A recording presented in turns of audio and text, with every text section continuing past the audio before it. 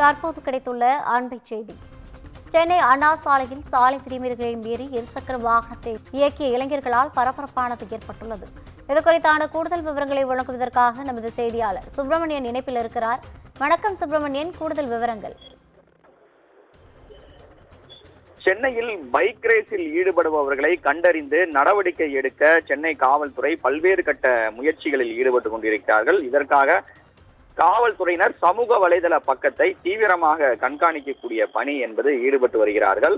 இந்த நிலையில் சென்னை அண்ணா சாலையில், அதாவது சென்னையுடைய முக்கிய சாலையாக இருக்கக்கூடிய அண்ணா சாலையில் நள்ளிரவில் பைக் ரேஸில் ஈடுபட்ட 20க்கும் மேற்பட்ட இளைஞர்கள் அச்சுறுத்தலை ஏற்படுத்தி இருக்கிறார்கள்.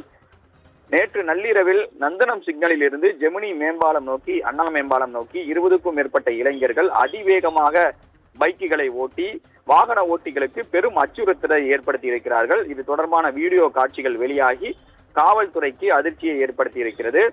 ஏனென்றால் இரவு நேரத்தில் இது போன்ற முக்கிய சாலைகளில் ரோந்து பணி, வாகன தணிக்கை உள்ளிட்ட பல்வேறு கட்ட நடவடிக்கைகளை போலீசார் எப்போதும் ஈடுபடுத்திக் கொண்டிருக்கிறார்கள். குறிப்பாக விடுமுறை நாட்களில் இந்த சோதனை என்பது அதிக அளவில் இருக்கும். ஆனால் இந்த சோதனைகளை கடந்தும் கூட 20க்கும் மேற்பட்ட இளைஞர்கள் சர்வ சாதாரணமாக இந்த போன்ற ரேஸில் ஈடுபட்டு இருப்பது காவல்துறைக்கு ஒரு அதிர்ச்சியை ஏற்படுத்தி இருக்கிறது. தற்போது பதிவு எண் இல்லாத பைக்குகளை வச்சு அவர்கள் ரேஸில் ஈடுபட்டிருப்பது கண்டுபிடிக்கப்பட்டிருக்கிறது. அது மட்டுமல்லாமல் ஹெல்மெட் யாரும் அணியவில்லை என்பதும் தெரிய வந்திருக்கிறது.